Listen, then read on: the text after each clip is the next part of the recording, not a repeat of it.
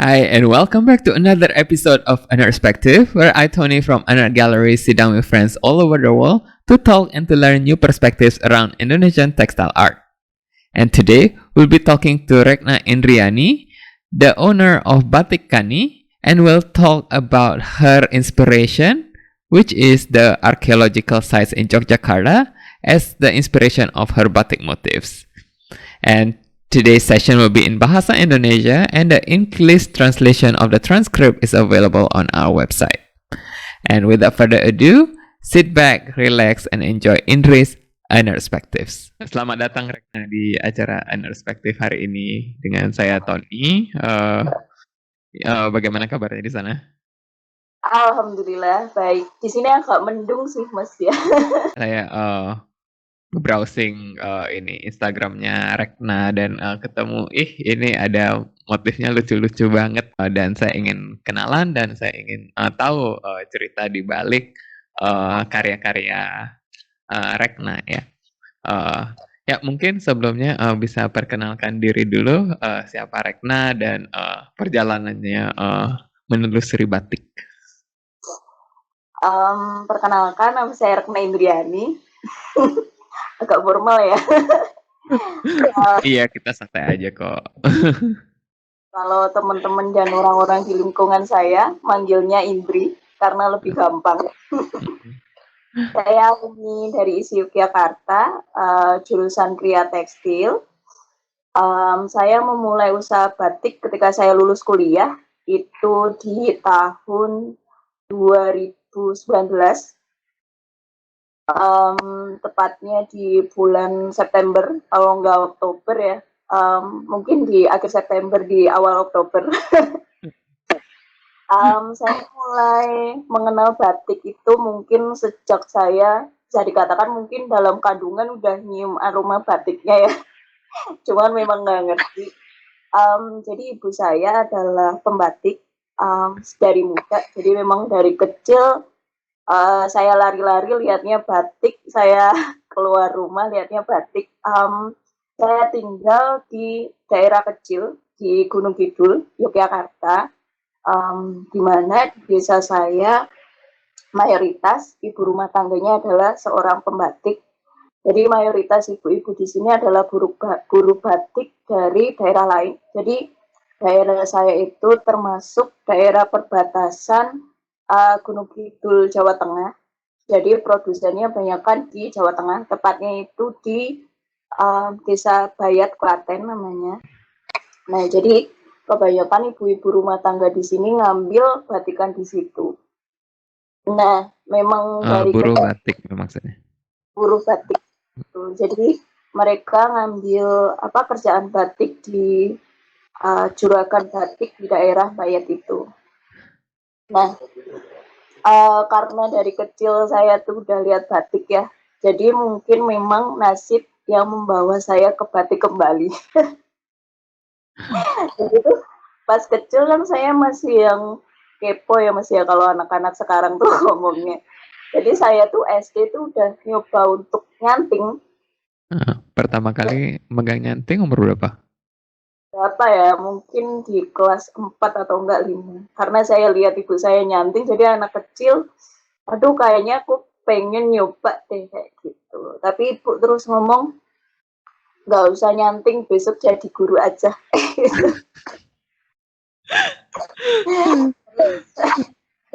Terus sejak saat itu saya nggak pegang canting lagi Mas. Saya sekolahnya, saya lanjutin sekolah menengah, kalau di sini SMK ya. Nah pas di SMK itu di Bayat sedang ada pembukaan sekolah baru, mungkin baru 2-3 tahun berjalan. Saya adalah generasi keempat. Di situ adalah sekolah seni pertama, sekolah menengah seni pertama yang ada di Klaten, sepertinya ya, sejauh yang saya tahu. Nah di situ ada jurusan keramik dan juga tekstil. Nah karena jaraknya dekat, akhirnya saya sekolah di situ. Nah di sekolah itu kita belajar tentang batik akhirnya. Makanya kenapa saya bilang bahwa nasib yang membawa saya ke batik kembali itu dimulai dari situ. Jadi di SMK belajar kembali soal batik sampai lulus, dan lulus akhirnya saya masuk ke ISI Yogyakarta. Di situ juga jurusannya Kria, ambil spesifikasinya Kria tekstil.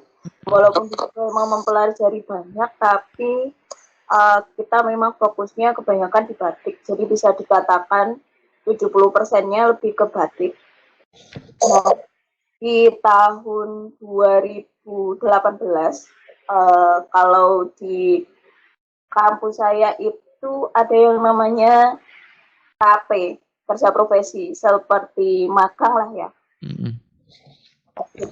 Di situ saya magang di salah satu bukan pengrajin batik ya, bisa dikatakan sebagai seniman batik tradisional.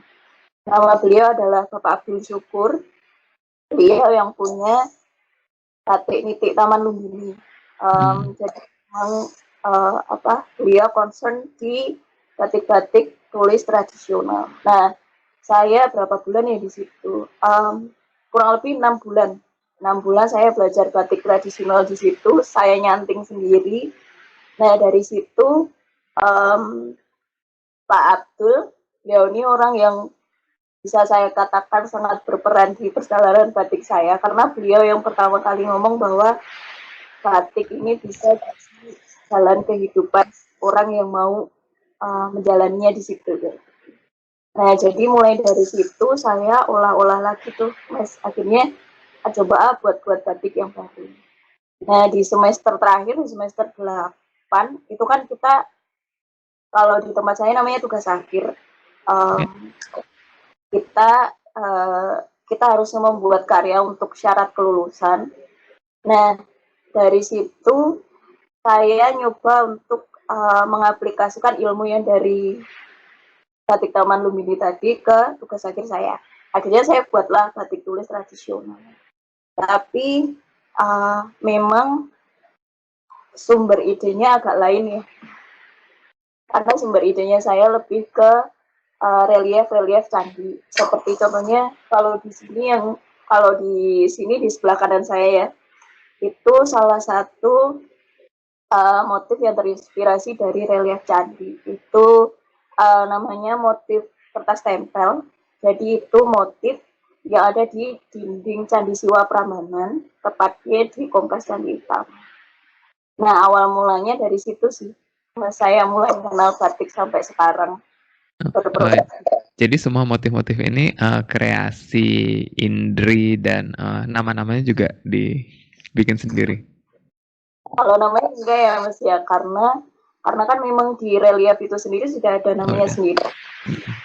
Cuman memang saya tinggal mengembangkan motifnya dan juga konsepnya lebih ke motif-motif ke batik-batik tradisional. Seperti kalau yang di kanan saya ini kan warna pedalaman motif Bang Biron, seperti itu. Bayat dari kota berapa jauh ya? Jadi Bayat itu adalah kota pertengahan antara Jogja sama Solo. Jadi kalau misalkan kita dari Jogja mau ke Solo, kita melewati sih, dia di tengah-tengahnya gitu. Kalau misalkan kita dari kota Jogja mungkin bisa 1 jaman. Kira-kira ada berapa banyak pembatik di sana? Bisa dikatakan ratusan sih ya Mas ya. Oke. Emang ini ya desa ini batik. Jadi bisa satu desa itu 70% ibu rumah tangganya ngebatik semua. Mungkin saya mau nanya sedikit tentang ekosistem batik di Desa Bayat sendiri. Itu bagaimana? Apakah semua buruh batik terus mereka bawa ke saudagar batik di luar, atau ada kelompok-kelompok atau gimana? Kalau di Bayat ya Mas ya mayoritas misalkan juragannya cuma satu, mereka punya pembatik.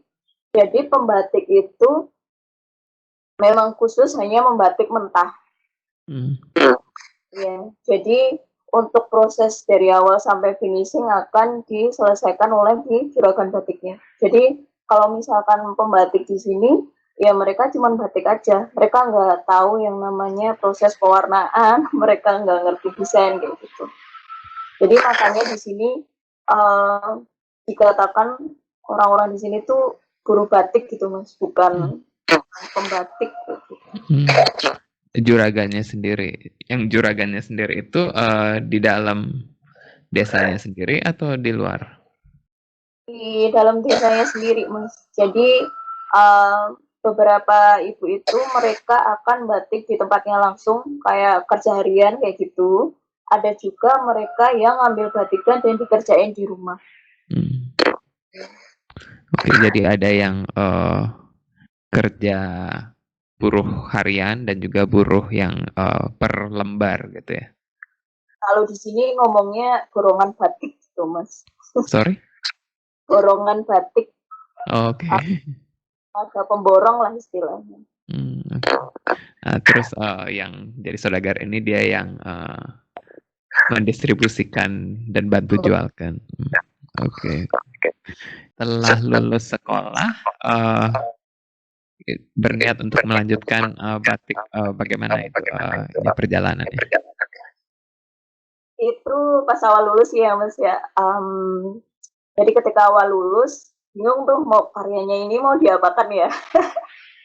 Akhirnya itu saya mulai untuk upload di sosial media. Itu awal pertamanya saya mendapatkan peluang ketertarikan dari khalayak luas lah. Oh ternyata karya saya diapresiasi gitu. Ternyata ada yang suka. Terus akhirnya saya buat, tapi di awal-awal itu emang berat banget ya mas ya, karena kita kan baru memulai. Bahkan di tahun kemarin tuh saya udah sempet nyerah sama batik karena namanya mahasiswa baru lulus yang dicari adalah materi dulu ya. Saya sempat ikut tes CPNS juga. Karena saya ngerasa aduh kayak berat banget di batik kayak gitu. Tapi akhirnya seiring berjalannya waktu saya kenal dengan teman antropolog. Dia adalah salah satu antropolog. Dia coba untuk share juga batik saya ke teman-temannya, dan akhirnya mulai dari situ ternyata ada juga peminatnya. Kalau ibu masih membatik? Ibu masih membatik, mas. Sampai sekarang masih sering bantuin saya karena beliau adalah dia tuh belajar dari pengalaman, jadi malah banyak hal-hal yang saya tanyakan sama ibu. Misalkan ini bagusnya isen-isennya apa, atau misalkan ini motifnya kegedean apa enggak, kayak gitu masih sering tanya-tanya gitu. Dan bagaimana pendapat ibu sewaktu Indri memutuskan untuk batik? Bagaimana reaksinya? Kan pertama dibilang mau ini jadi guru, suruh jadi guru. Kayak udah ketebak ya mas ya. Awalnya tuh memang orang tua masih yang agak ragu sih ya mas ya. Maksudnya ya kamu mau jadi apa, misalkan ngebatik terus apa bakalan bisa kayak gitu. Itu memang di awal-awal struggle banget kita.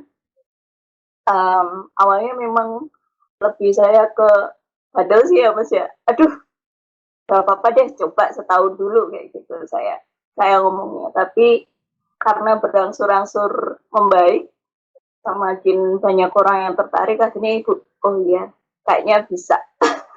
Gitu. Salah satu yang unik dari motif-motifnya Indri memang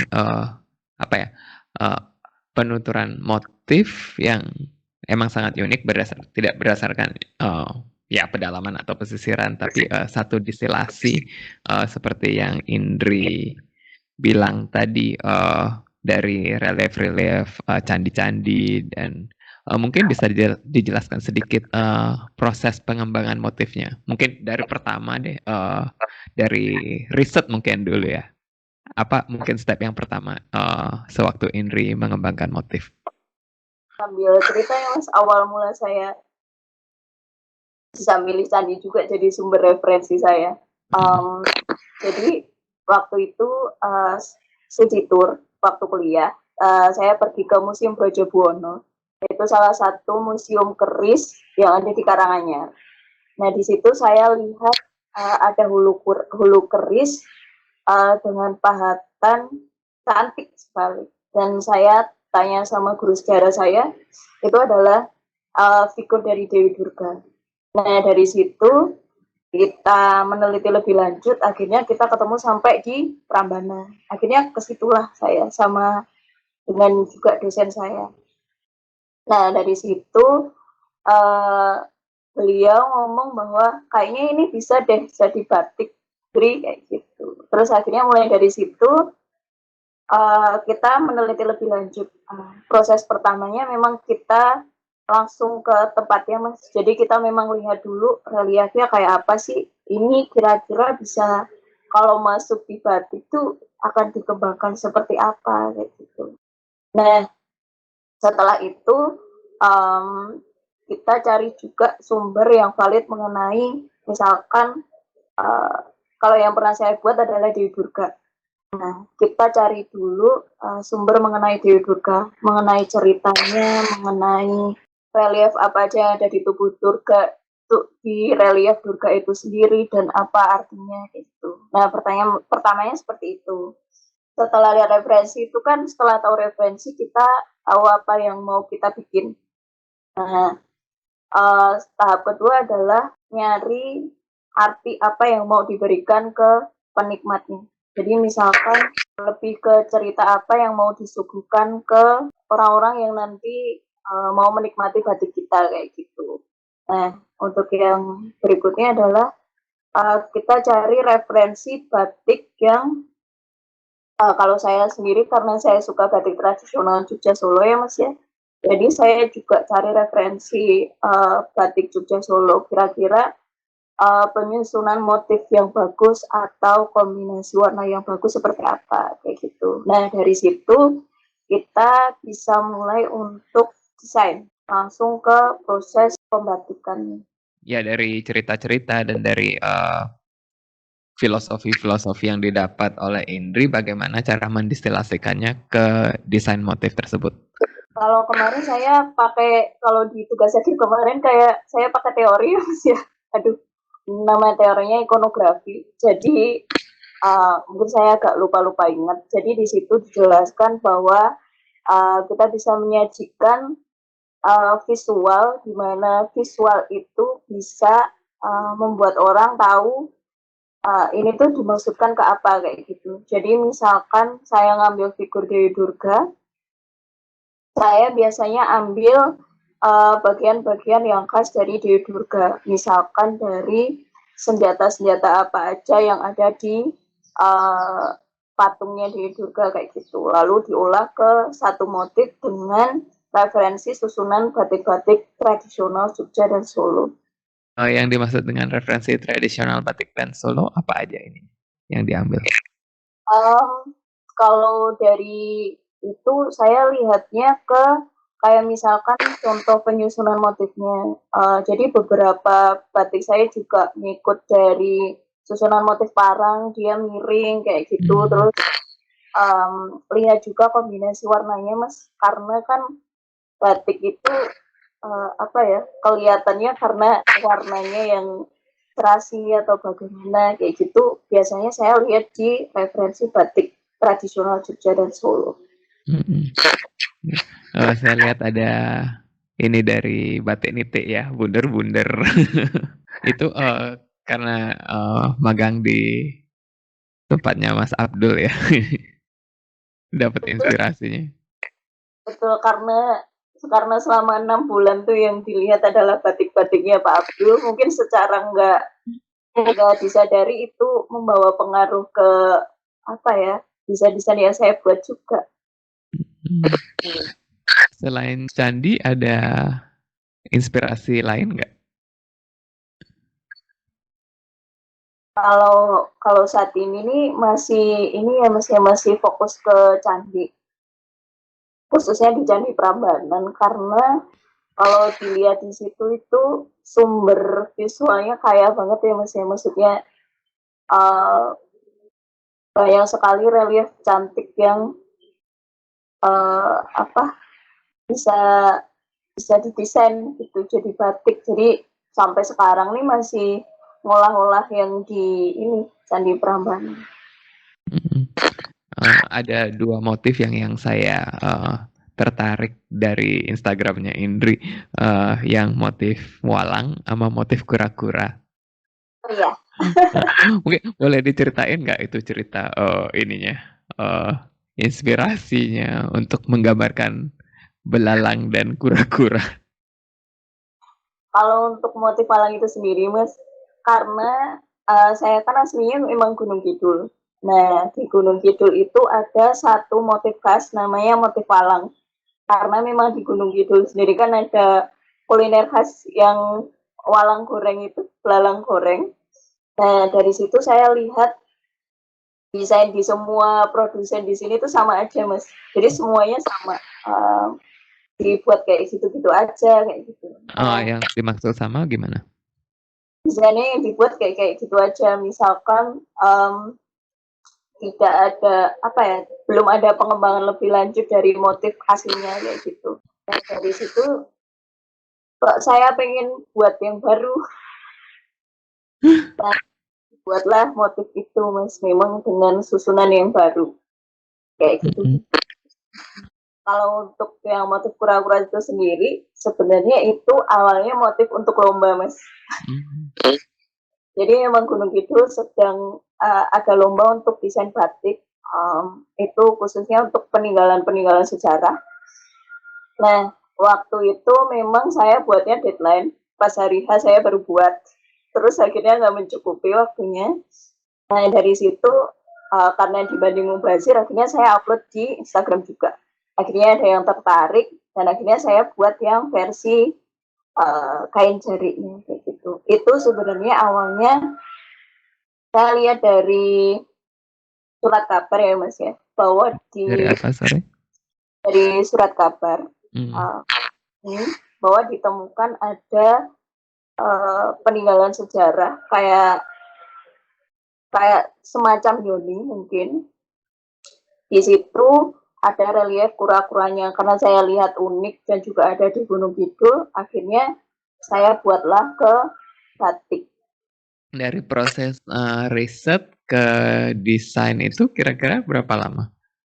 Tergantung ya Mas ya, bervariasi. Tergantung deadline ya. Kalau untuk yang Dewi Durga, yang saya buat dari awal saya ngebuat batik, itu saya bisa research sampai lebih dari 6 bulan. Karena saya orang yang sangat awam dengan sejarah, makanya memang harus dimulai dari awal dan juga literasinya memang lumayan sulit untuk didapatkan Mas kalau tentang sejarah dan juga peninggalan candi seperti itu. Nah, kalau misalkan untuk untuk motif-motif yang kita yang terlihat lah, maksudnya istilahnya sudah ada sumbernya, sudah ada keterangannya seperti apa, kayak gitu mungkin bisa di maksimal 1 bulan karena memang untuk desainnya sendiri butuh waktu yang cukup lama sih Mas. Dan juga anak muda masih sering bergantung sama mood.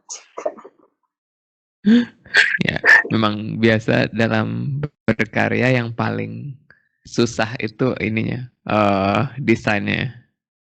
Itu tergantung mood dan ya kalau inspirasi nggak ada ya nggak ada gitu. Tapi setelah itu mungkin dari nyantingnya sendiri proses sih lumayan cepat harusnya. Lumayan cepat. Tapi untuk pengerjaannya bisa kalau di batik saya rata-rata itu paling cepat di 1 bulan pengerjaan. Maksudnya 1 bulan jadi atau cuman baru 1 warna? 1 bulan jadi satu kain ya, betul. Setelah itu. Oh oke. Lumayan. Dan itu semua ya saya lihat memang halus ya ininya pengerjaan pakai canting yang kecil. Iya, itu memang apa ya Mas? Itu yang pengen saya berikan juga ke konsumen, maksudnya karena desainnya sudah lama juga makanya untuk batiknya dibuat sebagus mungkin gitu. Mm-mm. Iya. Dan saya lihat juga yang ada beberapa yang seperti batik Cirebonan, batik Wit itu yang garis-garis tipis halus itu. Kalau itu kemarin custom sih Mas ya. Jadi di samping saya ngebuat desain saya sendiri, ada beberapa temen yang Mbak saya buatin batik ini dong, tapi dengan cerita ini ya kayak gitu. Jadi kemarin terakhir tuh saya dapet pesanan dari teman saya, Mbak pokoknya ada gambar ular, gambar burung, dan ceritanya seperti itu ya gitu. Jadi saya emang harus realisasikan apa yang dimaksud dari customer ke desain saya sendiri. Dan kalau dari pewarnaan sendiri, tadi Indri sempat bilang kebanyakan juga mengikuti warna-warna klasik.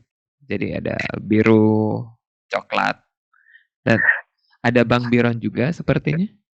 Iya, betul. Jadi itu warna Bang Biron tuh sebenarnya belum lama ya Mas ya. Jadi memang dari awal saya tuh batik buatnya pasti warna biru, coklat, hitam kayak gitu. Warna tradisional Jogja Solo. Saya buat Bang Biron itu karena pertamanya memang ada permintaan. Jadi permintaan dari salah satu teman yang mau dibuatkan batik. Mbak, kalau misalkan warna Bang Biron bisa nggak ya? Itu pertamanya saya belum ngerti tuh, Mas sebenarnya tekniknya kayak apa gitu. Tapi akhirnya saya, aduh, iyain aja deh, nanti juga bisa kayak gitu. Nah, akhirnya saya buatlah warna Bang Biron dan akhirnya bisa dan juga suka. Nah, dari situ permintaan mulai banyak yang Bang Biron, Mas. Bahkan dari teman-teman sendiri sekarang malah kebanyakan mereka mintanya warna Bang Biron. Apa itu emang lagi ngetren atau emang? Karena mungkin apa ya Mas ya, kalau lihat batik-batik yang lain tuh emang warna warna sogan, warna itu tuh sudah banyak banget ya. Benar sih. Mungkin tuh mereka mereka mau warna yang lain. Yang di sini juga pasarnya minta biru putih, bironan latar beleda atau latar biru tapi cantengan putih kan, atau Bang Biron yang ini. Oh, jadi di sana juga lagi ini ya. Emang lagi pada suka itu sih ya Mas. Okay. Dan pewarnaan ada eksplorasi warna alam juga atau semuanya sintetis sekarang? Kalau di awal saya pakai warna alam Mas. Jadi sebenarnya desa saya sendiri itu desa pengrajin batik. Banyak banget pengrajin batik di sini. Mereka semuanya menggunakan warna alam. Kebanyakan mayoritas pakai pewarnaan alam. Nah, di awal-awal saya ngebatik karena saya sendiri rasa saya belum mumpuni untuk ngehandle semua proses batik. Pertama kali saya buat tuh saya cuma ngedesain doang Mas. Jadi untuk mematikan saya berikan ke pengrajin batik juga yang ada di sini sampai ke pewarnaan dan pelorotan. Jadi saya murni hanya desain aja. Nah di awal itu malah saya menggunakan pewarnaan alam semua. Jadi berangsur-angsur kayak waktunya nggak efektif gitu. Karena kan kita harus nunggu ya dari pengrajinnya sendiri, nggak bisa yang saya masukin hari ini nanti sore jadi kayak gitu, nggak bisa. Sementara saya harus ngejar permintaan juga. Nah dari situ saya beralih ke sintetis. Sintetis ini juga masih belajar sih Mas. Jadi masih gagalnya. Dan akhirnya sampai sekarang saya malah fokusnya ke warna sintetis. Karena kalau untuk warna alam sendiri untuk membuat kayak macam ini warna Bang Biron agak lumayan ini ya, agak lumayan susah kalau untuk pakai pewarnaan alam. Kalau yang pewarnaan alam model warna biru, hitam, coklat kayak gitu masih bisa. Jadi sekarang pewarnaan Indri sendiri yang pegang? Iya, betul. Oh jadi sekarang udah semuanya dipegang sendiri? Iya, karena Karena kalau pewarnaan ke pengrajin lain tuh kayak karena kan untuk warna batik sendiri tuh emang rada susah ya Mas ya untuk sesuai dengan keinginan kita. Jadi memang biasanya maunya ini tapi hasilnya beda kayak gitu. Jadi mending pewarnaan di ini.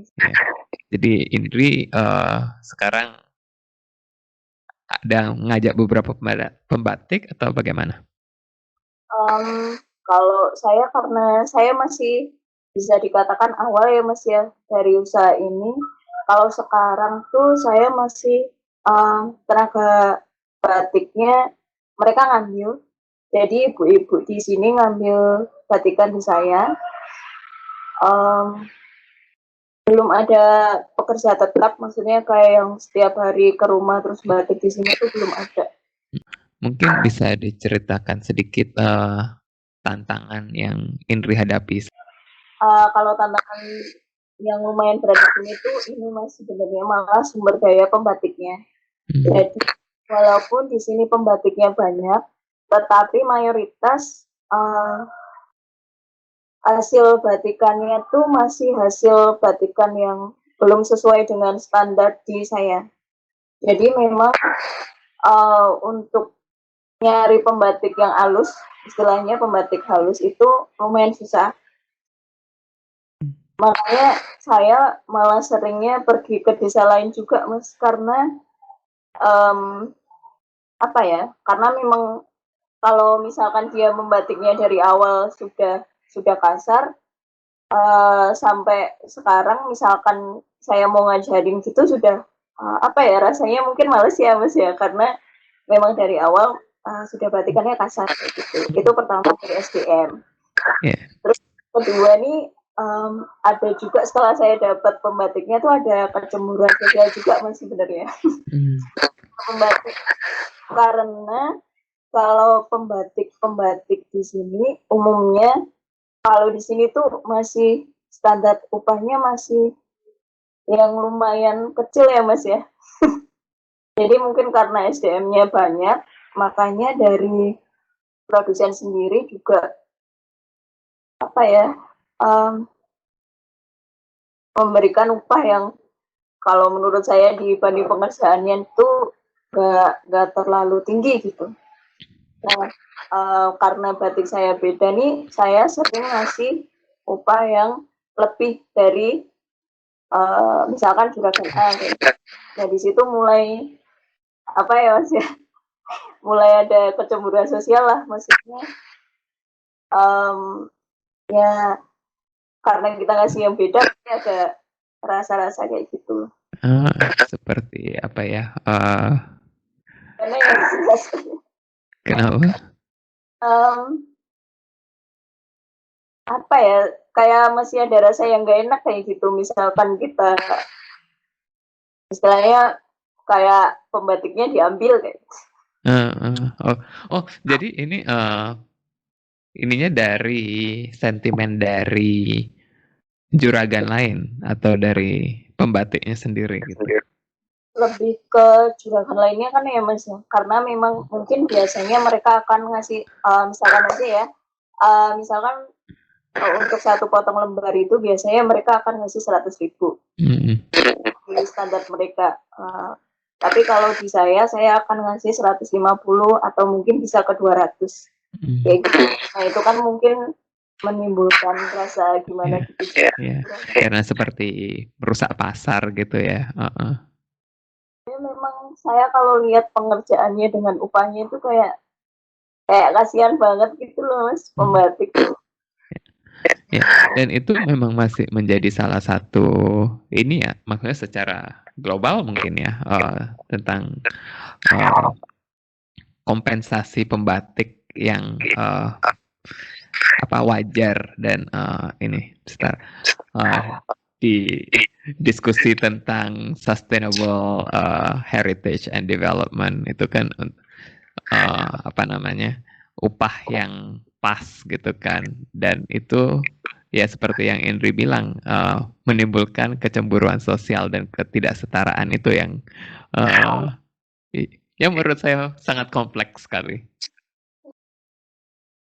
Betul, Mas. Sampai saya tuh pertama kali saya ngebatik tuh saya ngerasain banget karena ketika saya ngasih upah segini, sampai pembatiknya tuh ngomong sendiri, lah kok banyak banget mbak, kayak gitu. Saya malah kaget sendiri, segini kok banyak. Padahal pengerjaannya tuh kalau saya ngebatik sendiri mungkin 1 bulan deh baru jadi satu kain tuh baru batikan mentah doang kayak gitu. Saya mikirnya oh ternyata memang seperti ini kayak gitu. Oke. Ya, sangat menarik sekali. Selain itu ada tantangan apalagi selain SDM sendiri? Um, Tantangan lain tuh mungkin ke ini ya Mas ya, karena desain saya tuh spesifik, jadi mungkin memang pasarnya juga lebih spesifik. Jadi mungkin ini masalah internal sih ya Mas ya, setiap desain yang saya buat itu masih apa ya, masih diproduksi maksimal 10 pieces aja. Mungkin itu juga apa ya, jadi salah satu karena ngedesainnya lama dan jumlah produksinya nggak bisa maksimal karena memang nggak semua orang bisa nerima motif yang saya buat kayak gitu. 10 motif itu dalam artian bikin terus di stok dan dijual atau semua pesanan? Jadi misalkan satu desain motif ya Mas ya, itu biasanya saya akan buat satu dulu dan misalkan ada permintaan baru dibuat kembali kayak gitu. Oke. Dan kebanyakan pasarnya dari mana? Kebanyakan dari ini Jakarta ya. Jakarta tuh masih mendominasi. Jadi mereka tahu Indri dari sosial media kebanyakan. Ya. Dan mungkin yang menjadi pertanyaan semua orang, ini baru mulai September 2019, terus beberapa bulan kemudian tutup karena pandemi. Bagaimana dari sisi Indri kegiatan batik sehari-hari? Itu masa terberat sih ya Mas ya. Itu waktu saya baru lulus, saya baru usaha batik dan akhirnya pandemi. Itu memang di awal-awal tuh kayak berat banget. Kayak bisa tuh 1 bulan cuma satu pesanan doang dan yang lainnya tuh kita buat kan hari di stok karena tetap harus eksis di sosial media kan ya, kita tetap harus berproses. Prihatin sekali itu. Terus akhirnya mungkin karena pandemi sudah bisa jadi sahabat kita, nggak mau akhirnya mungkin di pertengahan 2020 ya, mungkin di akhir itu malah mulai banyak orang-orang yang cari batik lewat sosial media karena mereka nggak bisa kemana-mana. Benar. Dari situ malah alhamdulillahnya mulai bangkit lagi tuh Mas, banyak yang nyari dan banyak orang yang mau baca cerita. Jadi karena mungkin mereka nggak kemana-mana, mereka bisa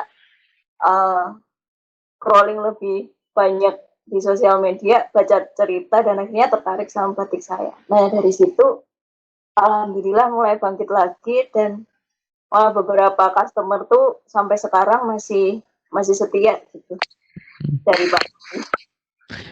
Ya sangat menarik sekali observasi Indri di mana orang lebih ngebaca, walaupun nggak semua, cuman ya mereka lebih ini dengan storytelling dan cerita-cerita di balik karya-karya gitu.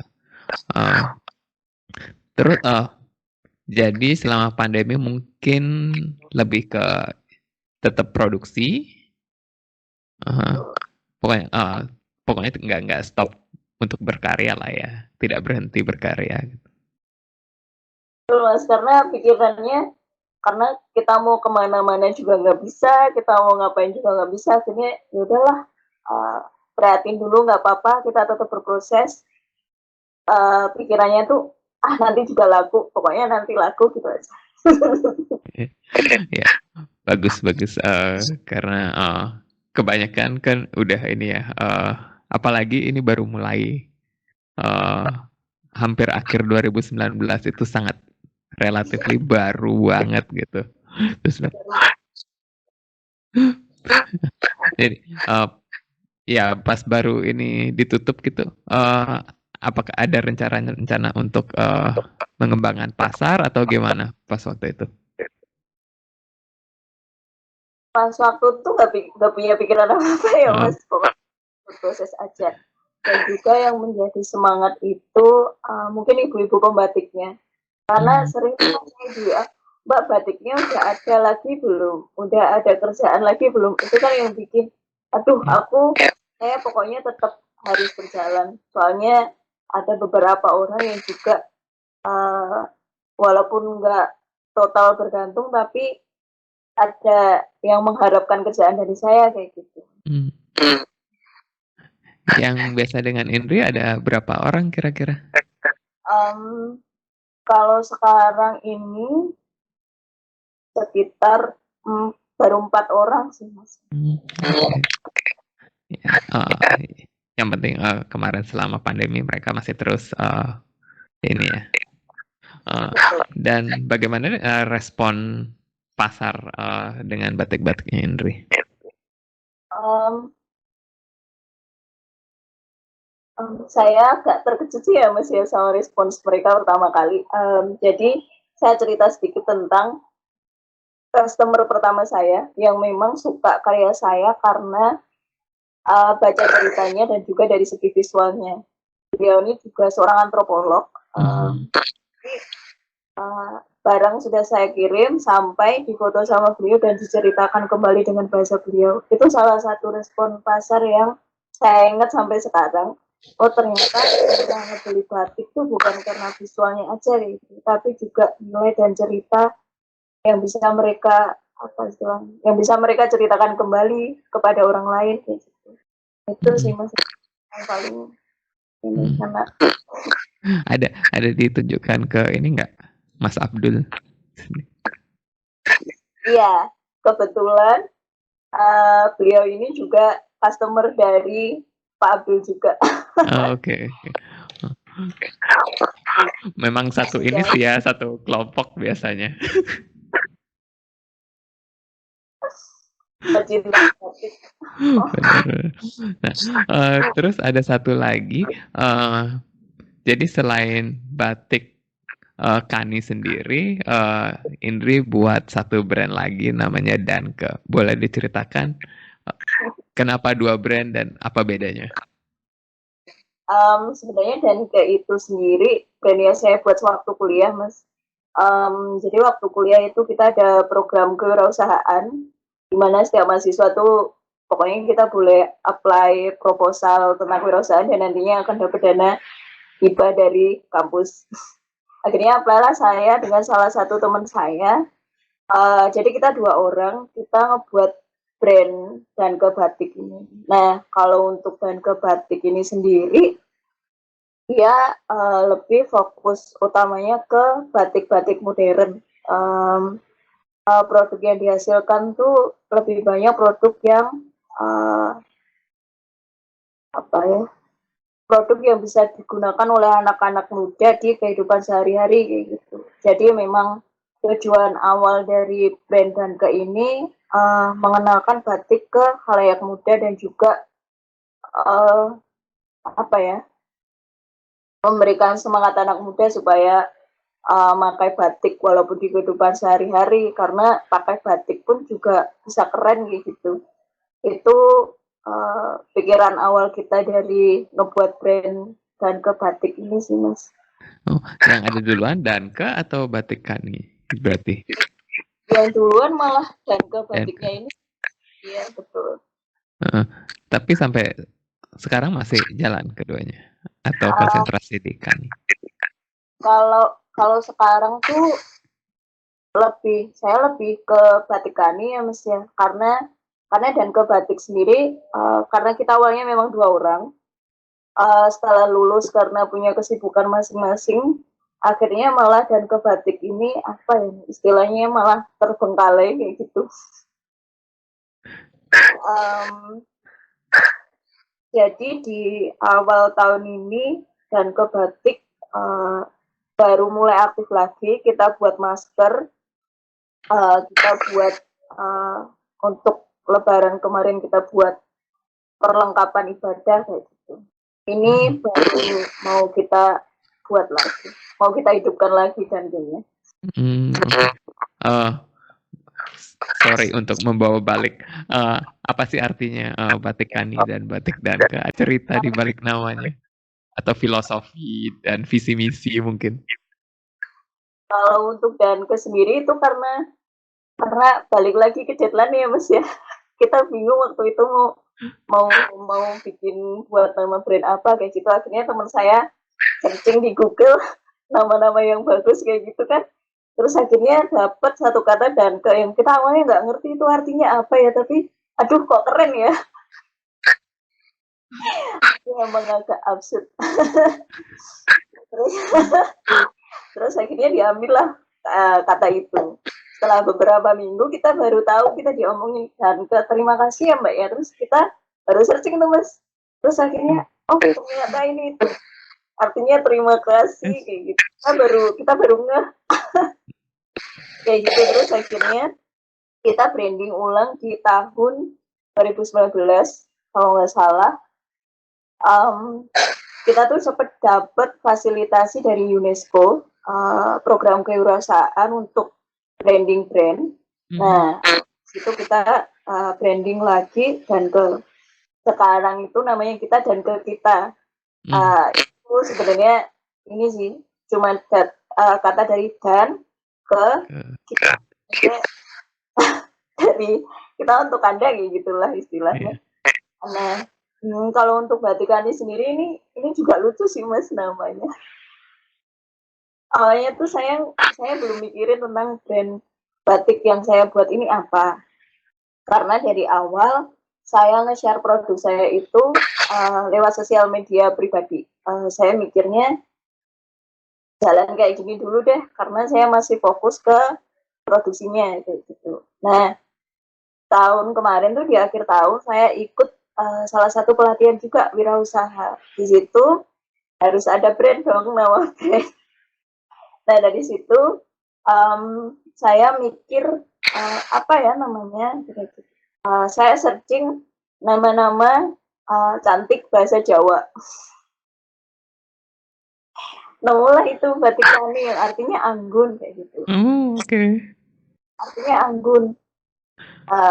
Pikiran singkat saya adalah saya mau membuat batik gimana yang memakai akan bangga kalau memakainya kayak gitu. Entah itu nanti dilihat soalnya atau nilainya kayak gitu. Nah terus teman saya tuh nyeletuk bener nih apa batik Kani, batiknya Retna Indriani kayak gitu. Nah akhirnya dapatlah nama itu Mas. Oke. Sepertinya Indri mendapatkan inspirasi kalau ini ya sudah deket-deket deadline gitu ya, kayak oh saya harus punya something nih gitu. Betul. Karena memang mungkin saya karena balik lagi karena Pak Abdul Syukur sangat berpengaruh ya Mas ya. Saya lihat Pak Abdul Syukur itu beliau sosial medianya juga pribadi. Terus saya mikir kayak aku nggak apa-apa deh jualan pakai sosial media pribadi. Untuk brand coba nanti dipikirin kalau memang sudah matang beneran kayak gitu. Fokus utama batiknya kayak apa biar otentik lah istilahnya. Tapi karena kemarin itu dipaksa harus punya brand, akhirnya oke, saya harus buat. Ya untungnya pas lah ya. Pertama saya mikir batik Kani karena dalam bahasa Jepang Kani itu ini kepiting. Jadi apa ada ininya terus saya lihat ini ada walang dan kura-kura, mungkin terinspirasi dari binatang-binatang. Aduh, iya. Oke, oke. Ya. Dan sekarang lagi sibuk ngapain aja nih? Apa project-project selanjutnya yang kita bisa nantikan dari Batik Kani? Sekarang nih saya masih fokus ke pesanan-pesanan ya Mas. Jadi ada beberapa pesanan yang mereka minta untuk didesainkan. Dan juga berikutnya saya mau buat batik sequel Mas. Apa ya istilahnya kayak perjalanan batik untuk candi gitu. Jadi kalau di Candi Prambanan itu sendiri, saya masih di kompleks Candi Siwanya. Ada 3 kompleks, ada Siwa, Brahma, sama yang satunya Wisnu. Nah, saya fokusnya ke kompleks Candi Siwa. Di situ di dekat-dekat ini saya mau buat batik di mana setiap batik apa ya? Kalau di candi itu kan kita kalau lihat batik itu kan maaf kalau di candi itu kan kalau kita muternya kan ada arahnya sendiri ya. Uh, uh, saya lupa kalau muter candi itu namanya apa. Nah, sequel batik ini rencananya akan saya buat untuk jadi lambang apa namanya? Jadi lambang kalau orang mau muterin candi itu kayak gitu. Jadi kalau misalnya dia ngikutin alur jalan di kompleks Candi Siwa, terus akan dikeluarkan beberapa seri batik yang menjelaskan perjalanan itu. Ya terus saya bingung ngomongnya ya. Jadi pertama kalau di Candi Siwa itu kan ada 4 bilik candi. Jadi dari kita ngelihat Siwa Mahadewa, yang kedua kita lihat apa, yang ketiga apa, yang terakhir itu Durga Mesa Suramardini. Jadi nanti akan dibuat series dari pertama awal kita akan masuk ke bilik Candi Siwa Mahadewa, terus nanti kita akan ke bilik apalagi kayak gitu. Jadi satu seri ada beberapa potong batik lah ceritanya. Sangat menarik. Dan mungkin yang paling terakhir, apa harapan untuk Batik Kani ke depannya? Untuk Batik Kani semoga tetap bisa terus berjalan, tetap bisa memberikan dampak khususnya untuk pembatik-pembatik di sini, supaya Batik Kani juga bisa hidup dan juga menghidupi orang lain kayak gitu. Itu apa ya? Itu tujuan utama dari Batik Kani juga sebenarnya. Itu semoga tetap bisa berkarya. Terima kasih sekali lagi Indri udah meluangkan waktu untuk bincang-bincang. Ya saya sangat terinspirasi sekali dengan untuk menggali lebih jauh lagi tentang arkeolog benda-benda prasejarah ya, candi-candi kuno gitu, dan cerita-cerita di relief yang sangat menarik untuk dibatikkan dengan inovasi-inovasi motifnya Indri. Terima kasih. Terima kasih sudah mengikuti acara Perspektif hari ini. Jika teman-teman suka, wawancara sebelumnya bisa disimak di IGTV kami atau dibaca di website kami www.unertgallery.com. Ikuti kami terus di sosial media kami @unertgallery di IG dan Facebook untuk mengetahui acara-acara kami selanjutnya.